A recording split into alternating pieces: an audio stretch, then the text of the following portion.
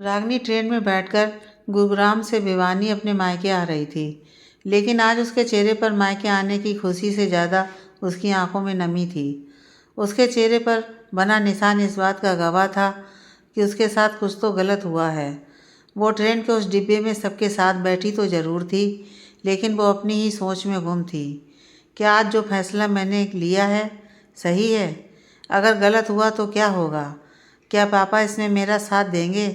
शायद नहीं, क्योंकि जो गलती इंसान स्वयं पूरी जिंदगी करता आया हो, उसी गलती के लिए वो किसी और को दोषी कैसे बता सकते हैं? वो यूं ही अपने ख्यालों में खोई रहती अगर टिकट चेकर ना आया होता।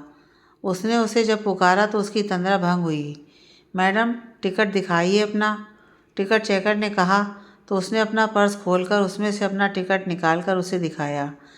टिकट चेकर टिकट देखकर चला गया और रागिनी की सोच फिर से अपनी पटरी पर आ गई। 1 साल में कितना बदल गया था उसके लिए सब कुछ। क्या यही रागिनी थी जो कभी अपने माता पिता के ये कहने पर कि कम बोला करो, झट से जवाब दे देती, अपने मुंह से बोलते हैं, इसमें किसी को क्या दिक्कत है, और हंसने लगती। आज उसे बोलने से पहले 100 बार सोचना पड़ता था। रागिनी खन्ना एक समय में राय इंटरनेशनल नाम की मल्टीनेशनल कंपनी में लगातार 5 साल तक best worker of the year का अवार्ड हासिल करने वाली कर्मठ और अनुशासित लड़की, जिसका आत्मसम्मान और ज्ञान उसकी पहचान थी। रागिनी 24 बरस की थी। उसके तीखे नैन नक्श, गुलाबी होंठ, कजरारी आंखें, गोरा रंग और एक प्यारी सी मुस्कुराहट जो किसी का भी मन मोह लेने के लिए काफ़ी थी। उसके रूप और गुणों की चर्चा उसके पूरे मोहल्ले में थी। वो रूप के साथ साथ गुणों का भी भंडार थी। सबसे प्रेम से बात करना, सम्मान देना, छोटों को प्रेम देना, ये सब उसकी माँ के दिए संस्कार ही तो थे, जिनके कारण आज सभी उसे एक परफेक्ट चाइल्ड के रूप में पहचानते थे। उसके रूप और गुणों की चर्चा अपनी ननद के मुख से सुनकर शांति देवी ने उसे अपने घर की लक्ष्मी बनाने का फैसला किया था। वो अपने छोटे बेटे आदर्श का रिश्ता लेकर स्वयं ही आई थी, मिस्टर दिनकर खन्ना के घर। शांति देवी जाने माने उद्योगपति विश्वास कुमार की पत्नी थी। एक आरकंडी वाली सूती साड़ी और उस पर सिंपल किंतु महंगी चप्पल। इस उम्र में भी उनके चेहरे पर गजब था। एक समय में उनका बड़ा नाम हुआ करता था, लेकिन विश्वास कुमार की कैंसर की बीमारी में वो सब खर्चा करवाकर भगवान के चरणों में विलीन हो गए। अब तो ले देकर एक आलीशान मकान ही बचा था उनके पास। आदर्श भी एक कंपनी में नौकरी करता था। देखने में किसी हीरो से कम नहीं था आदर्श। 6 फीट की हाइट, सांवला रंग, लेकिन बहुत ही आकर्षक नैन नक्श। अच्छा पढ़ा लिखा था, जिसे देखते ही मिस्टर खन्ना ने पसंद कर लिया था। दोनों की एक मुलाकात के बाद शादी तय हो गई। रागिनी को आदर्श की बातों से वो मिलनसार लगा। देखते ही देखते सगाई हो गई और सगाई के बाद शादी। रागिनी हजारों रंग के सपने खुद में समेटे आदर्श के घर आ गई। शादी के 1 महीने बाद सुबह सुबह रागिनी बाकी दिनों से जल्दी उठी और नाश्ते की तैयारी करके उसने अपना और आदर्श का नाश्ता टेबल पर लगाया और टिफ़िन बनाकर पैक किया। शांति देवी एक सुलझी हुई महिला थी, जिसने रागिनी को भरपूर प्यार दिया था। वो उसे बेटी की तरह ही मानती थी। रागिनी ने भी उन्हें हमेशा माँ जैसा ही सम्मान दिया था। अपना काम खत्म कर रागिनी ने शांति देवी को चाय देते हुए पूछा, माँ, आज से मैं ऑफिस फिर से ज्वाइन कर रही हूँ। 1 महीने की छुट्टी ली थी, वो तो पूरी हो गई। आप नहा धोकर तैयार हो जाइए, मैं आपका नाश्ता बना देती हूँ। शांति देवी ने मुस्कुराते हुए कहा, ठीक है बेटा, तुम चली जाना। मेरे नाश्ते की चिंता मत करो, मैं बना लूँगी। तुम बेफिक्र होकर तैयार होकर ऑफिस चली जाओ। रागिनी मुस्कुराते हुए वहाँ से अपने कमरे में चली गई। नाश्ते की मेज़ पर आदर्श को जब नाश्ते के लिए 2 प्लेट्स लगी देखी तो बोल पड़ा, अरे भाई, आज 2 प्लेट्स इतनी सुबह सुबह कहाँ जाने की तैयारी हो रही है आज? कहीं आपका प्रोग्राम मम्मी पापा से मिलने जाने का तो नहीं है? नहीं आदर्श, आज मेरी छुट्टी पूरी हो गई है, तो आज फिर से ऑफिस जाने का प्रोग्राम है, रागिनी ने बताया। ये सुनते ही आदर्श के हाथ नाश्ता करते करते रुक गए। जॉब? लेकिन तुम्हें जॉब क्यों करनी है? मैं कर तो रहा हूँ काम, आदर्श ने कहा। शादी से पहले ही मैंने आपको बता दिया था कि मुझे नौकरी करनी है आगे भी। तुमने हाँ कहा था, तुम भूल गए क्या आदर्श? रागिनी ने चहकते हुए कहा। इस बात से आदर्श एकदम जल भुन गया, लेकिन उसने प्रत्यक्ष में कुछ कहा नहीं। बस बिना कुछ बोले ही नाश्ता करके निकल गया। रागनी पीछे से आवाज़ देती रह गई कि वो भी साथ चलेगी, क्योंकि उसका ऑफिस आदर्श के ऑफिस के रास्ते में ही पड़ता था। लगता है आज कोई मीटिंग है, जो बिना ढंग से नाश्ता किए ही चले गए। आदर्श बीना, पहले बता देते तो मैं थोड़ा सा जल्दी कर लेती मेरा काम।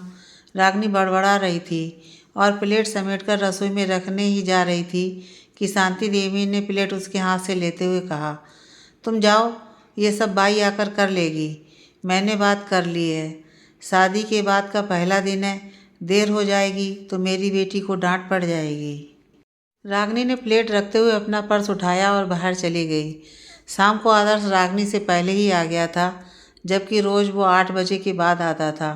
आज 5 बजे ही घर आ गया था।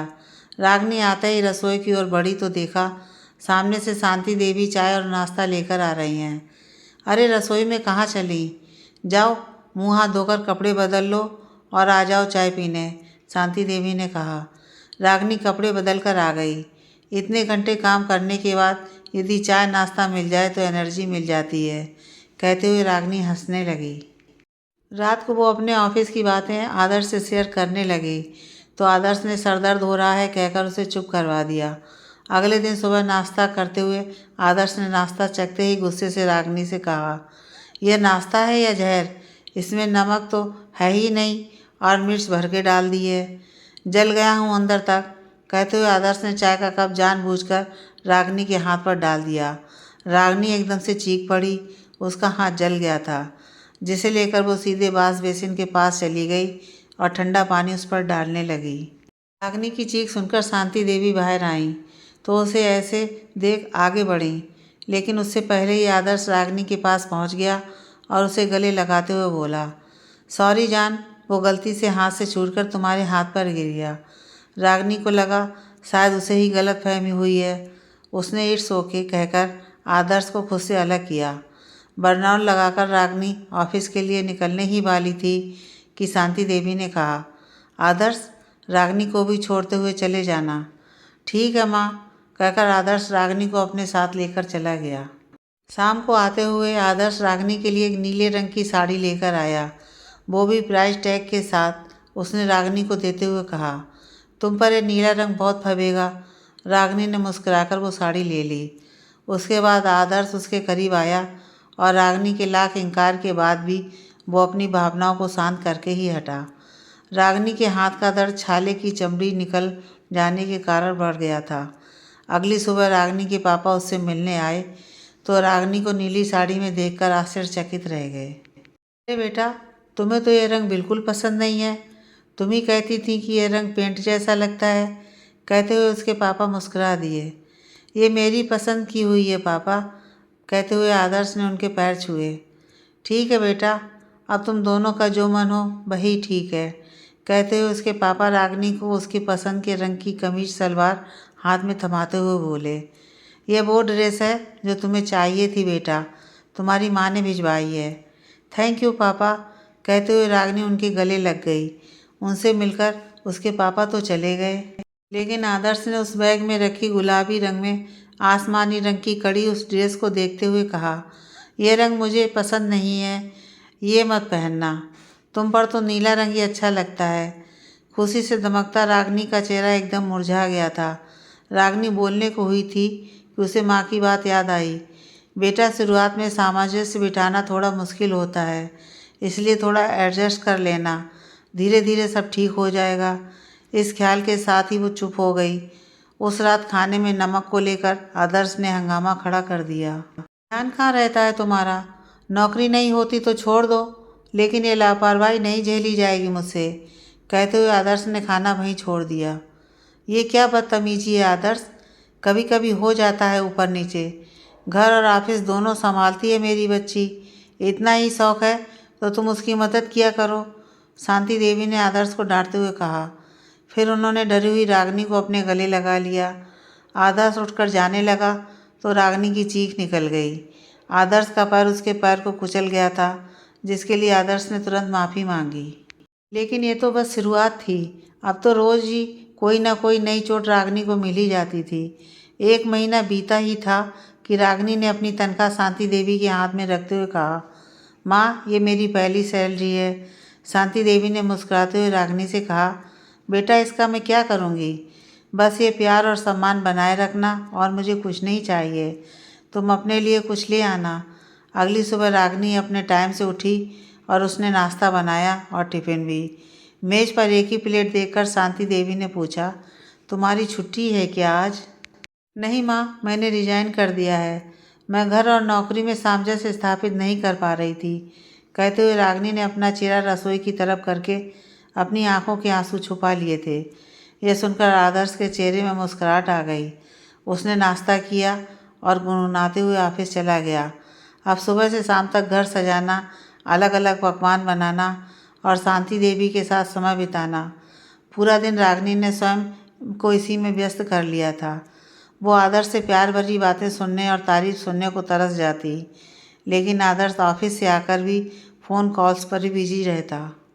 आदर्श के लिए नौकरी, तरक्की और पैसा मायने रखता था, और रागिनी के लिए मन का सुकून और खुशियों के पल। आदर्श के लिए प्यार का मतलब केवल बिस्तर था, और रागिनी के लिए उसका साथ और समय। दो विपरीत बुद्धि वाले व्यक्तियों में सामंजस्य स्थापित करते करते रागिनी का 1 वर्ष पूरा होने वाला था। कितनी धूमधाम से उसने 1 हफ्ते पहले ही आने वाली एनिवर्सरी पार्टी की तैयारी शुरू कर दी थी। स्टेशन पर ट्रेन रुक गई थी, लेकिन रागिनी अपनी ही रौ में बही जा रही थी। तभी एक औरत ने रागिनी के कंधे पर हाथ रखते हुए कहा, बेटा, स्टेशन आ गया है, ये ट्रेन इससे आगे नहीं जाएगी। इतना सुनते ही रागिनी का दिमाग झटका खाकर बीते दिनों की कड़वी यादों से बाहर निकल आया। उसने अपना सूटकेस उठाया और स्टेशन उतर गई। ऑटो लेकर अपने घर पहुंची तो उससे पहले ही शायद घर वालों को उसके आने का अंदेशा हो गया था, या फिर आदर्श ने उन्हें उसके खिलाफ भड़का दिया था। दरवाज़ा खोलते ही भाई बिना कुछ उससे बोले ही अंदर चला गया था। उसकी माँ ने उसे देखते ही गले लगा लिया और पूछा, कुछ दिन रुकोगी ना बेटी? माँ आखिर माँ होती है। उनका स्पर्श पाकर उसके आंसू छलक आए। चाय नाश्ता होने के बाद उसके भाई ने पूछा, क्या हुआ था रागिनी? घर छोड़कर क्यों चली आई? क्या किया तुमने ऐसा कि जीजा जी को इतना गुस्सा आ गया था? एक के बाद एक सवाल सुनकर रागिनी सकते में आ गई। मैंने क्या किया? गुस्सा आएगा तो मुझ पर हाथ उठाएंगे? ये अधिकार उन्हें किसने दिया? तुम ही ने कुछ किया होगा रागिनी, वरना एनिवर्सरी पर हमें इनवाइट करके फिर मना क्यों करते जीजा जी? एडजस्टमेंट नाम की भी कोई चीज़ होती है जो शायद तुम्हें करनी नहीं आई, भाई ने गुस्से में कहा। अगर आपने मुझे मुजरिम करार कर ही दिया है तो अब कुछ कहने सुनने को बचा ही क्या है?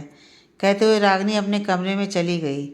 उसने अपना फ़ोन बंद करके बिस्तर के सिराने पटक दिया, और अपने बिस्तर पर पड़ी पड़ी वो कब रोते रोते सो गई उसे पता ही नहीं चला। उसकी आंख तब खुली जब माँ ने दरवाज़ा खटखटाकर उसे खाने के लिए बुलाया। उसकी आंखें लाल हो गई थीं और सूज गई थीं। वो खाने की टेबल पर बैठकर खाना खाने ही लगे थे कि उसके पापा ने पूछा, तुमने आदर्श से बात की? नहीं, रागिनी ने संक्षिप्त सा उत्तर दिया। एक बार बात कर लेती बेटा तो ठीक रहता, उसके पापा ने कहा। अब बात करने को कुछ नहीं बचा है पापा, रागिनी ने रुआंसी होकर कहा। कैसी बेवकूफ़ों जैसी बातें कर रही हो तुम? जानती भी हो क्या करके आई हो?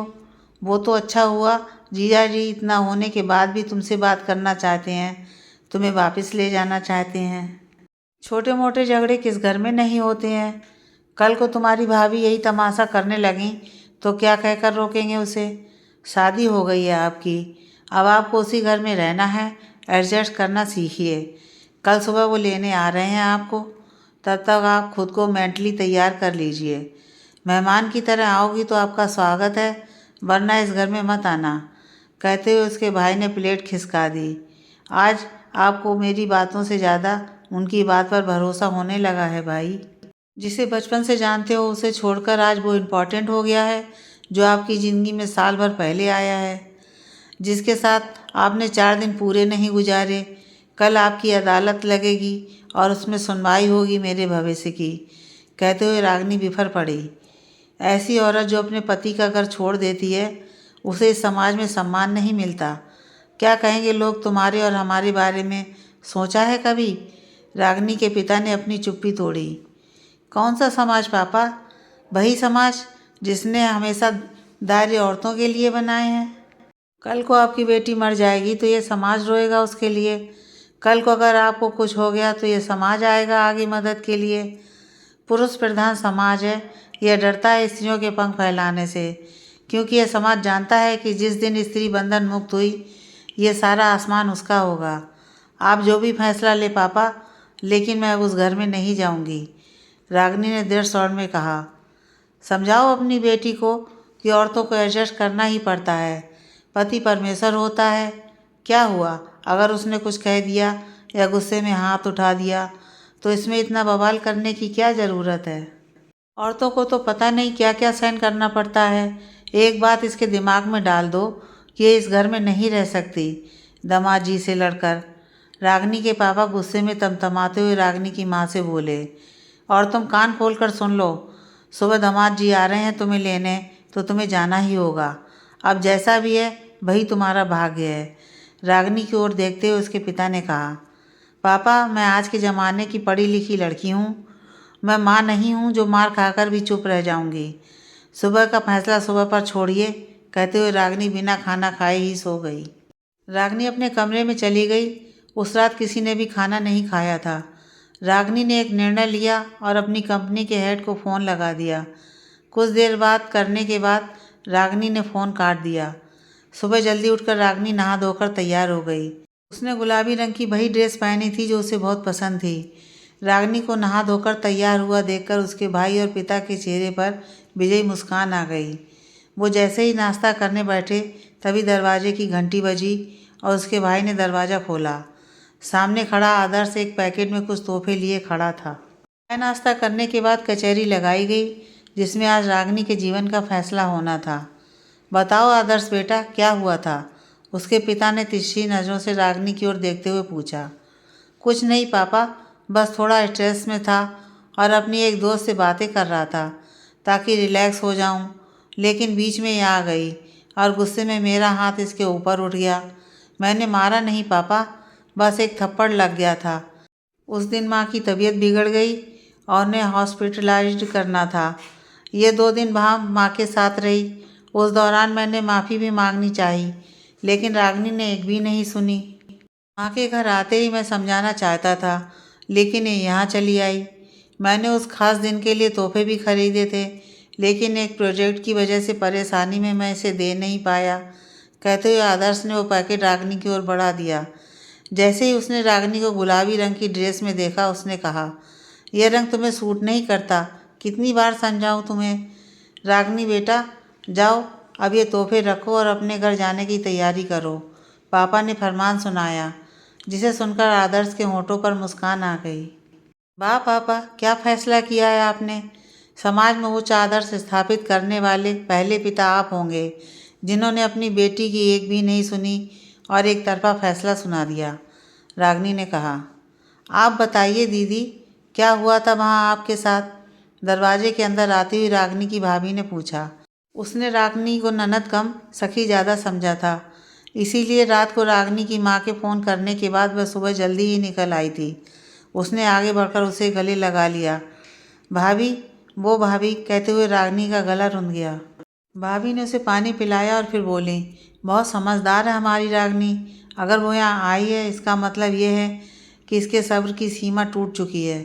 कोई भी स्त्री घर में जान फूंकती है अपनी श्वास द्वारा, मकान को घर बनाती है, तिनका तिनका जोड़ती है। ऐसे में अगर वो अपना घरौंदा छोड़ती है तो उसके पीछे वजह भी बड़ी ही होती है। बताओ रागिनी, मैंने माँ की शिक्षा का मान रखने की पूरी कोशिश की थी भाभी, हर तरह एडजस्ट किया था। मैं नौकरी करना चाहती थी पर छोड़ दी क्योंकि इन्हें पसंद नहीं थी।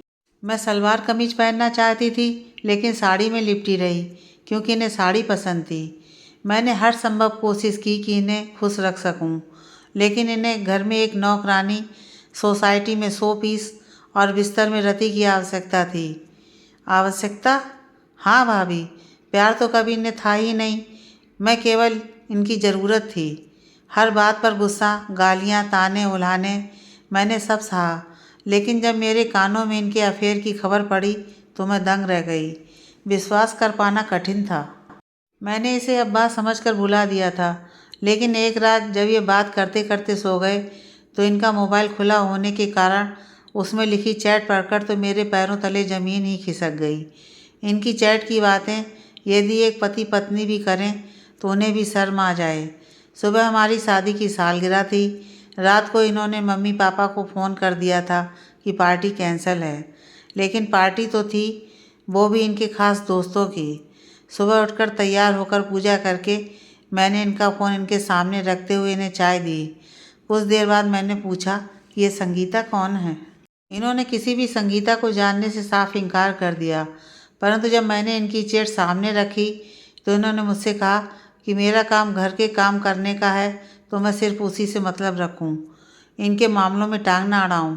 ये कहकर ये बाहर चले गए। मैंने माँ की खुशी के लिए पूरा दिन मुस्कुराहट का आवरण ओढ़े रखा। शाम को सभी मेहमान आ गए थे, लेकिन इनका कोई पता ठिकाना नहीं था। फ़ोन ये उठा नहीं रहे थे। मैं मेहमानों की सेवा करते करते और इंतज़ार करते करते मायूस हो गई थी। तभी ये दनदनाते हुए आए और सीधे अपने कमरे में चले गए। काफ़ी देर बाद भी जब ये बाहर नहीं आए तो माँ ने मुझे उन्हें बुलाने के लिए भेजा। मैं अंदर गई तो ये फ़ोन पर बात कर रहे थे।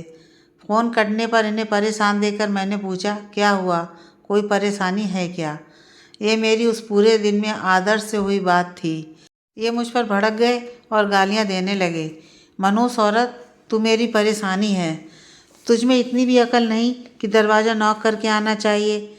ये कमरा मेरा भी है आदर्श, और उसके लिए इससे पहले कि मेरी बात पूरी होती इनका तड़ाक थप्पड़ मेरे गाल पर रसीद हो चुका था।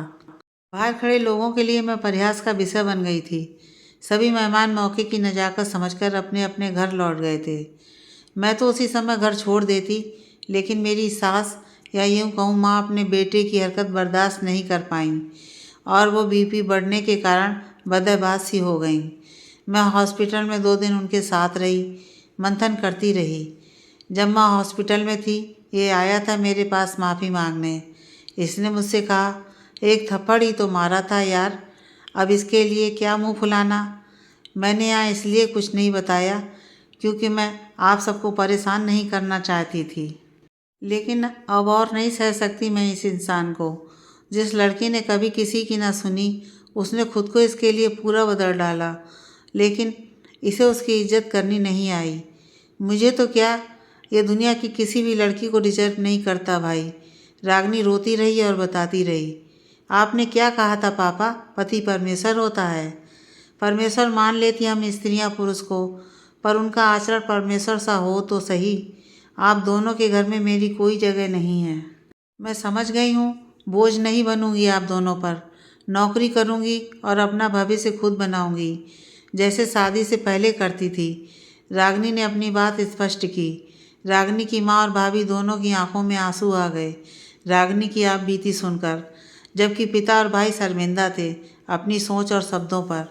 आदर्श ने आगे बढ़कर उसे गले लगा लिया और कहा, मैं तुम्हारा अपराधी हूँ रागनी, माफ़ कर दो मुझे। आज के बाद ऐसा कभी नहीं होगा। लेकिन रागनी ने उसे खुद से दूर करते हुए कहा, माफ़ करके देख चुकी हूँ मैं कई बार, लेकिन इस बार नहीं। एक बार हाथ उठ सकता है, उसका क्या भरोसा कि वो दोबारा नहीं उठेगा। मेरी नहीं तो माँ की ही सोच लो रागनी, वो तो तुमसे बहुत प्यार करती हैं ना। आदर्श ने अपना अंतिम दांव चला। रागनी ये सुनकर मुस्कुरा दी और बोली, मुझे ये हिम्मत मेरी उसी माँ ने दी है जिसकी दुहाई तुम दे रहे हो आदर्श। आदर्श को यह सुनकर ज़बरदस्त झटका लगा था। तभी दरवाजे पर दस्तक हुई। रागनी ने दरवाज़ा खोला तो एक ड्राइवर बाहर खड़ा था। उसने कहा, मैं राय इंटरनेशनल से आया हूँ। दीक्षित साहब ने आपके लिए गाड़ी भिजवाई है और ये पैकेट भी। अब मुझे इजाज़त दीजिए। थैंक यू कहते हुए रागनी ने उसे जाने की इजाज़त दे दी।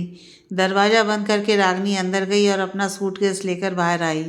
रागनी की भाभी ने उससे पूछा, इसमें क्या है रागनी? रागनी ने पैकेट खोला तो उसमें उसका अपॉइंटमेंट लेटर था, वो भी प्रमोशन के साथ। उसमें एक फ्लैट की चाबी थी जो उसे कंपनी की ओर मिला था, और साथ ही एक गाड़ी की चाबी उसके हाथ में थी। उसके पापा और भाई कुछ बोलना चाहते थे, तभी रागनी ने उन्हें रोक दिया। रागनी ने कहा, अभी नहीं पापा, जब मुझे लगेगा कि मेरा अपना कहने को कोई घर है मैं आ जाऊंगी। फिलहाल मुझे इजाज़त दीजिए, कहते हुए रागिनी ने एक बार अपनी माँ की ओर देखा और भाभी की ओर देखकर अपनी कृतज्ञता प्रकट करते हुए बाहर चली गई। पीछे खड़े सभी उसे बस जाते हुए देखते रहे।